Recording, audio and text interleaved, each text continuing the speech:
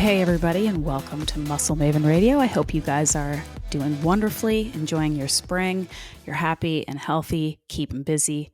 I'm your host, Ashleigh Van Houten, if you haven't been here before.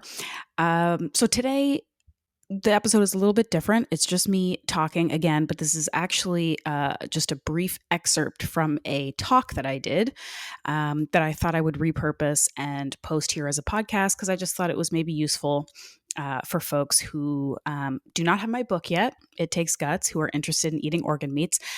Basically, what this is, I spoke for the Healthy Rebellion, which is a private online community platform hosted by Robb Wolf. And it's a really, really cool, I think, unique space. It's kind of probably for people who are interested in connecting with like-minded individuals online to talk about health and wellness and fitness and everything else in a sort of more, I don't know, community-based platform. You know, like social media can be great, but it can also be pretty nightmarish, and it can be hard to kind of control what you're seeing, what you have access to, who has access to you. We all know how nasty social media can be, but the Healthy Rebellion is trying to be just a little bit more, I don't know, targeted in their intention about helping people be healthy and happy and constructive and productive. So anyway, I'm a part of this community. I think it's really great. I think if you're interested, you should go check it out and maybe join. There's a lot of really cool, smart, positive people there and a lot of really great resources being shared.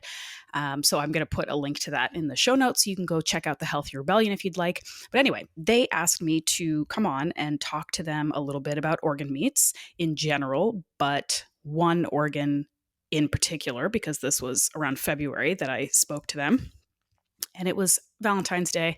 So I talked about heart, eating heart, why you should eat heart, why it's delicious, why it's healthy, why it's versatile, and why it might be a good sort of gateway organ for folks who are just learning about eating nose to tail. So that's it. I'm talking to a small group, and maybe there's some people asking questions and stuff. So that might be why, if you're listening to it, it kind of has a bit of a different sound than my usual podcast. But I hope that you enjoy it. If you have any questions, of course, you know you can reach out to me on social media at The Muscle Maven. You can send me an email through my website, ashleighvanhouten.com. I have a couple actual free ebooks, recipe ebooks on my website right now. One for It Takes Guts about organ meats, and one for the new book, Carnivore-ish, which is just sort of animal protein based meals. So you can download both of those books for free and kind of get a bit of a taste, no pun intended, for what the actual books are about.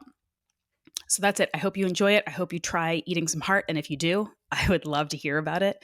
Tag me on social media, send me a message, let me know what you think.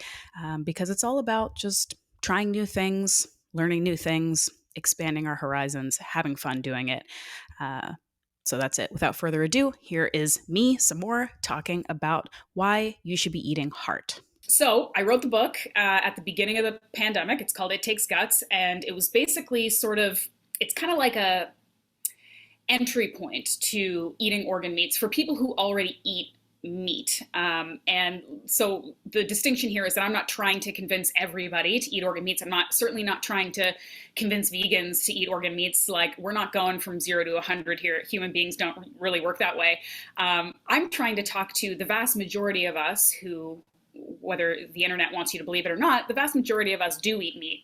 And we're trying to, I think, find ways to do it in a healthy way, do it in a sustainable way, be mindful and thoughtful, and also optimize our health. And I really found it quite interesting in my work and in my kind of environment, how taboo or just sort of underrepresented organ meats were, even in this like ancestral health, really kind of educated food nerd meat eating community. People still were really either scared of it or turned off by it, or just didn't even think about it or know about it at all. And I thought that that was kind of an interesting opportunity for me, because I started this work, like my work in sort of health and nutrition, in the paleo world. I wrote for Paleo Magazine for a number of years and hosted their podcast. And as I sort of evolved in my own personal way of eating, I was learning more about the importance of just sort of having a connection with your food and knowing where it comes from. And I kind of thought it was my responsibility to sort of take some of these steps into like the discomfort of being more connected to where my food comes from, because I do believe, and in talking to farmers and people whose jobs are taking care of and processing animals for a living, that these people who have to do the dirty work and the hard work are often the people who like care about and love and respect animals the most. And so it was really a learning experience for me. And so as I was, again, personally eating different types of meat, eating organs, kind of experimenting, I was like posting some stuff on social media, and I'd post little things here and there. And I'd get just like a ton of people just being like, what are you doing? Like, that's disgusting. Barf emojis left and right, just people really not, but they were interested though, right? Because they were messaging me. And like maybe 1 out of 10 people would, instead of sending a barf emoji, they'd be like, what are you doing? Like, can you how are you doing that? Where do you get this food? Where does it come from? How do you make it? How do you make it taste good? And so I thought, okay, I gotta write a book. So I started writing a book and pitched it and wrote it all in the first year of the pandemic, because what else did I have to do, frankly? So it was a really quick learning curve for me too, because I don't have a background in eating this way, eating organ meats. I don't have a professionally trained like recipe developer, chef background, which is why I say it's a cliche to say it, but if I can do this, if I can make these recipes, if I can make it palatable, like you really can, because I don't have any special skills in that department except for a willingness to kind of try it. And that's why, like, number one excuse, people who are like, I didn't grow up eating this way. I'm like, don't come to me with that, because I didn't either. You just got to kind of be willing to experiment. I think that it's so varied. There are so many different ways you can enjoy and explore organ meats that you'll find something that you like. If you like meat and you're willing to kind of try different preparations and try different cuts and things like that, you will find something that you enjoy. And the reason why I think it's important is because if we're going to kill and eat animals to be healthy and to participate in that life cycle, we should do our best to respect the animals who are giving their life for us. We should be trying to optimize our own health. And organ meats are the healthiest foods on the planet. They just are. They're the most bioavailable, nutrient-dense foods you can possibly eat. And, I write about in the book, and you've probably heard this before, that back in the day when people hunted and gathered, and people still do, before they had Google to tell them what was healthy and what was like the trendiest health food to eat, when they hunted an animal and they processed it, they went straight for the organs. They went for the liver and the heart and the brain, and they ate those first. And whatever was left over, they'd eat later, they'd give to their dogs, whatever. But they knew inherently what was the healthiest cuts. And it's kind of switched in more modern times, a lot because of sort of the agricultural and industrial agriculture changes that we've obviously seen in the last 100 or so years. There's really kind of like a modern reason why we don't see organ meats as much. There used to be a butcher shop kind of in every neighborhood. There used to be a kind of closer connection to the people who were bringing in the food and preparing it for you. Everybody kind of had their butcher or their farmer at the farmer's market, and they'd say like, what do you got and what's good, and bring it to me. And when we started mass producing factory farming animals, and started having these big box stores that didn't have like a local butcher who kind of was like paying attention to where the food was coming from, it's just all mass produced coming off of a truck somewhere, we kind of lost that connection of like knowing what the food was and how to cook it and how to make it and where it was coming from and why it was good. And they also stopped kind of bringing in organ meats as much because they are, generally speaking, a little bit, I don't want to use the word finicky, but they're a little bit more delicate, right? So it's a lot easier to kind of like ship slabs of steaks and ribs and ground beef and stuff like that rather than, heart and liver and sweetbreads and things like that. So these things just kind of slowly over time stopped being in the public eye as much. And we could talk a lot about kind of cultural changes and people maybe not passing along their grandparents and their great grandparents' recipes, and a more homogenized diet that we're seeing in North America. So these things just kind of stopped showing up as much. And we became really used to eating like a very narrow kind of amount of food and types of foods, and foods that taste very maybe bland or comfortable that we're used to. So a lot of people are kind of scared of the idea of eating cuts or different parts of the animal that they're already eating, because it's just unfamiliar and they just haven't seen it. They don't know how to do it. And that's what I did with the book, is try to change it, try to show you that it's easy. It's really not as difficult as you think. It doesn't take quite as much finesse or time or expertise as you would think. And it can be delicious. I'm not trying to convince you to choke down liver every day for your health. I'm telling you, you really can find ways to enjoy these things. But you got to get creative and maybe be willing to put a little bit of work and time in, And I think that also in our modern culture, we kind of expect, and I'm not saying we, like maybe you guys specifically, you're kind of a special group, I think, but generally speaking, as a culture, we expect food to be kind of really convenient and cheap and easy and hyper palatable. And when you have to put a little bit more effort and time and work in, and it doesn't taste like, chocolate cake or a Big Mac, people are like, well, what's the point? But I think that there is a good point to doing it. So that's why I wrote the book. And I would tell people that if you're starting out, if you are interested in organ meats, but you're kind of like freaked out or intimidated, or maybe you like tried somebody's liver and onions and were totally turned off, I don't blame you, but dive back in. It's worth it. A lot of people say like, I didn't like Brussels sprouts growing up because my parents like boiled some Brussels sprouts and it was disgusting. Nobody says never eat vegetables again. We say like, find better ways to prepare it so that it's delicious and that you enjoy it, and that's what I say about liver and heart and organ meats too. You can find ways.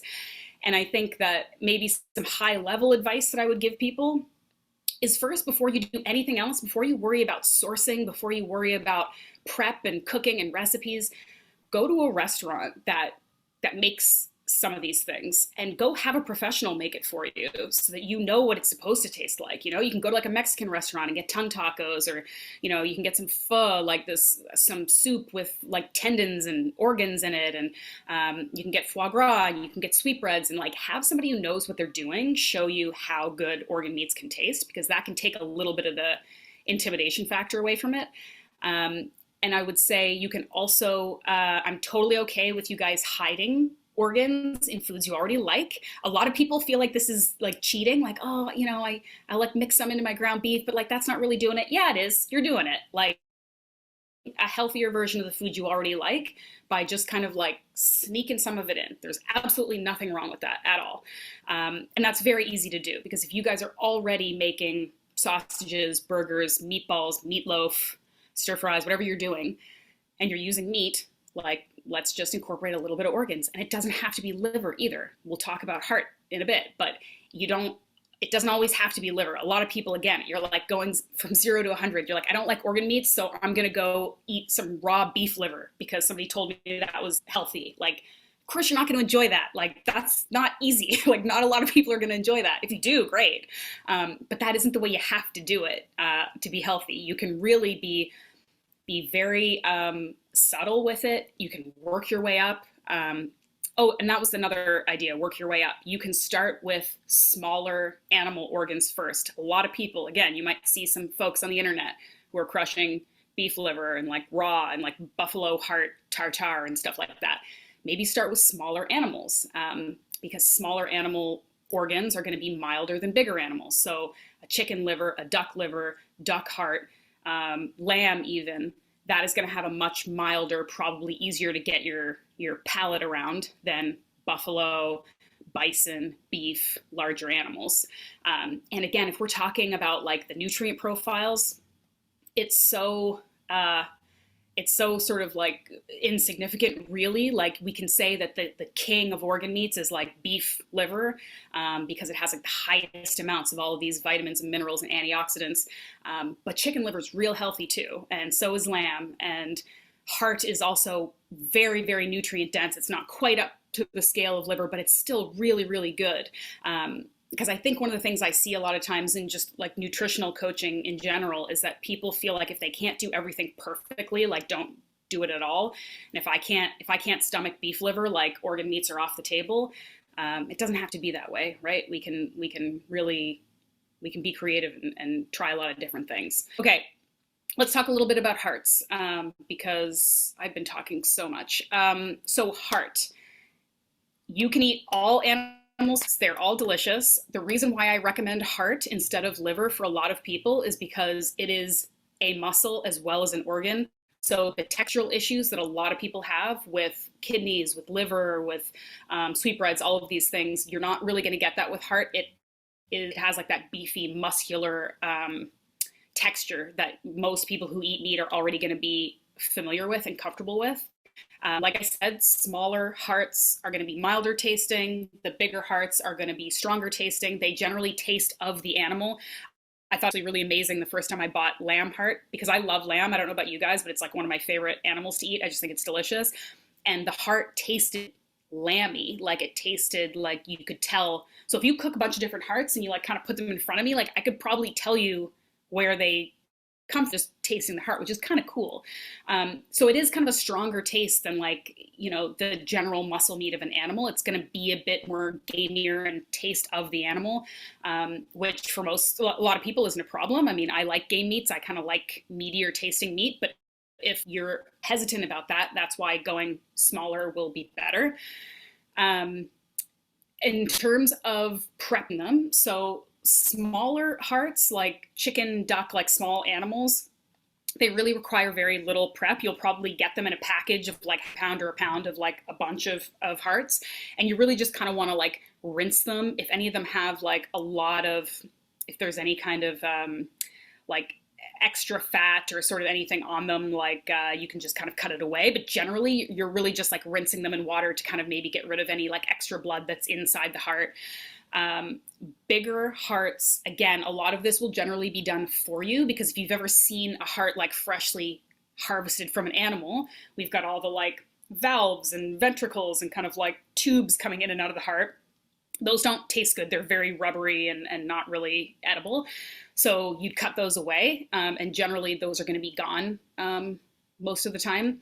If you're getting a big heart, like a big beef or buffalo heart, they may still have sort of some of that like harder white fat around the heart. And normally I wouldn't tell anybody to get rid of fat, but in this case, this again isn't really a tasty, palatable fat. It's like very hard and kind of unpleasant, so you want to cut it away.